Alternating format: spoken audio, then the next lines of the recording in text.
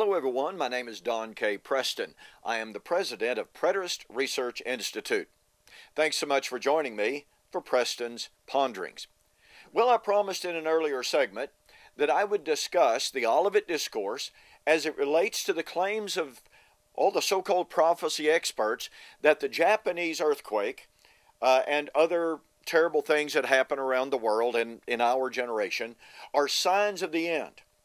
You see, 99.9% of those who say that we're living in the time of the end, that we're seeing the signs, they appeal to Matthew chapter 24, to what is known as the Olivet Discourse. So let's take a quick look at what Jesus had to say. First of all, there's no question whatsoever that Jesus predicted the fall of Jerusalem and the desolation of the temple. Matthew chapter 24, verse 2. Do you not see all of these things, Jesus said? And by the way, let's talk about audience relevance right here, okay? Jesus wasn't talking about, do you see this right here? This thing represents something that's going to be there in 2,000 years. No, Jesus said, do you not see all of these things? Those are the stones that the disciples were pointing out to him right then, right there, 2,000 years ago. Let's remember audience relevance. So the disciples point out the size and the beauty of the stones, and Jesus says, do you not see all of these things? The time is coming in which not one stone shall be left standing on top of another. The disciples immediately respond and say, tell us, when shall these things be? What shall be the sign of your coming and the end of the age? Now, I've already shared with you that Jesus gave some very specific signs, that the Bible gives some very specific signs, and those signs occurred in the first century. What I want to do in this segment is just share with you some really critical issues about audience relevance and some things that Jesus said that are basically being ignored by the world today. Point number one. The New Testament writers, including some of those that were with Jesus on the Mount, when Jesus said, this is going to happen, and they said, tell us the signs, give us the signs of when you will come and the end of the age. Those disciples said, Peter, for instance, 1 Peter chapter 4, verse 7, the end of all things has drawn near. Verse 17, the time has come for the judgment. That's literal translation. James, different James, but still in the first century, still inspired by the Spirit, James said the coming of the Lord has drawn near. Literal rendition of James chapter 5, verse 8. John, who was with Jesus on the Mount, and I'm making that point because it's important, John wrote Revelation chapter 22. Actually, it was the Father who said it. John was just writing it. These things must shortly come to pass. Now, here's what happens. Even though Jesus was speaking to living, breathing human beings and says, do you see all of these things?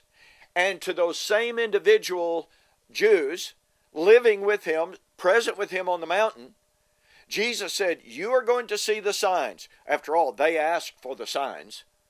Wouldn't it be a little bit weird if they were asking for the signs and Jesus was saying, don't worry about it, guys. The signs of the end aren't going to be for 3,000 or 4,000 years. They were expecting to be able to see the signs, to know by the signs that the end was near. According to the modern view of things, the signs had nothing to do with those disciples, had nothing to do with their time.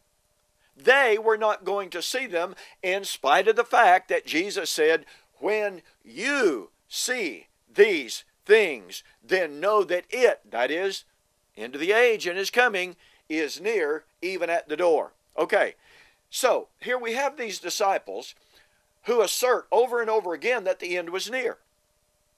And people say, oh, doesn't mean anything. At hand doesn't mean at hand. At hand doesn't mean quickly, soon, shortly.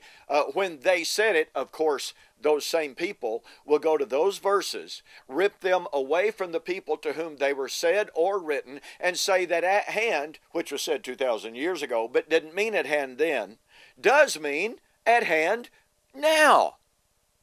How is it that at hand then didn't mean at hand?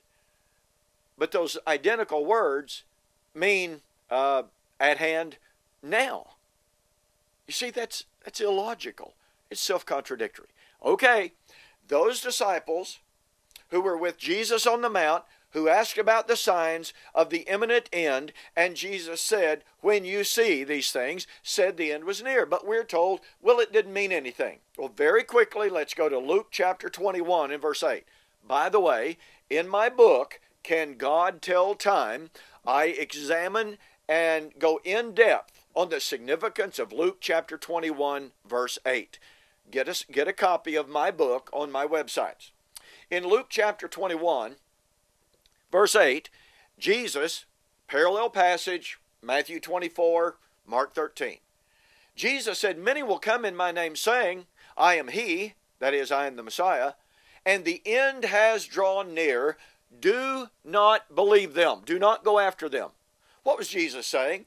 Jesus was saying, do not make premature declarations of the end. Okay? Some will come saying the end is drawn near. Don't go after them. But notice now what Jesus said in the Olivet Discourse. Speaking to those same disciples, Jesus said, when you see all of these things come to pass, know that it, that is, his parousia, the end of the age, know that it is nigh, near, even at the door. Now watch this. This is critical. In John chapter 16, 7 to 13, Jesus said, it is expedient for you, that's some of these very same disciples, that I go away. If I do not go away, the Comforter cannot come. But if I go away, the Father will send the Spirit, and He, catch this, will guide you into all truth and show you things to come. Now remember, Jesus said that the disciples who were with Him on that Mount of Olives, were not to believe and thus not to make premature declarations of the end. Guess what? Everybody in the world today says those disciples made premature declarations of the end because 2,000 years ago they said the end was near when it really wasn't near. Okay? And yet Jesus told those disciples, when you see the signs, you will know it is near, and furthermore, the Father's going to send the Spirit to you and show you things to come. Now, watch this.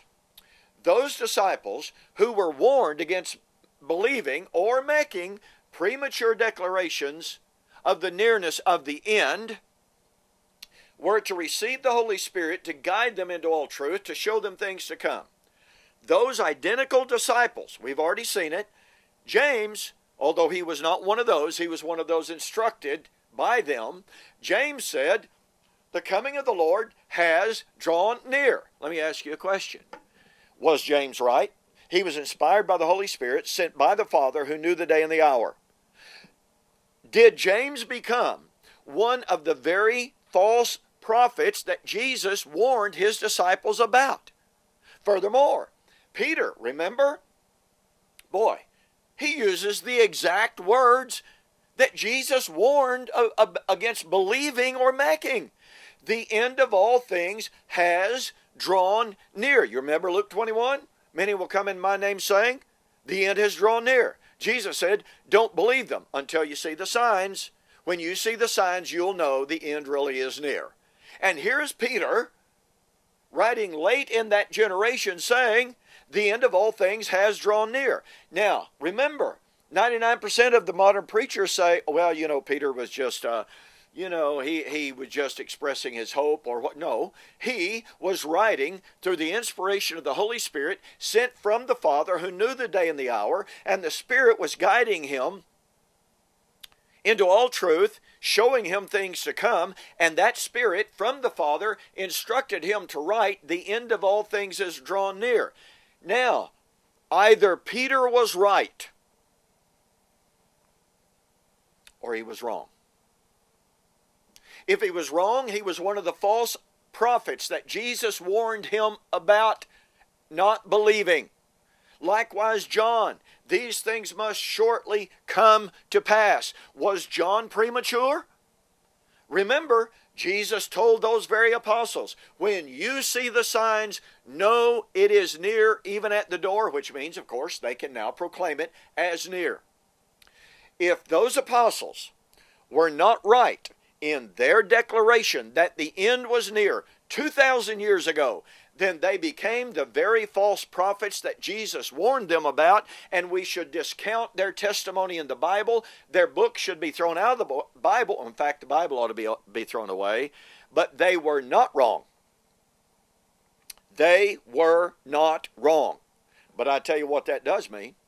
That means that all modern day prophets who speak after those first century apostles, when they said it was near 2,000 years ago, everyone who since then who makes the declaration that the end is near now, not then, it's the modern day prophets that are wrong.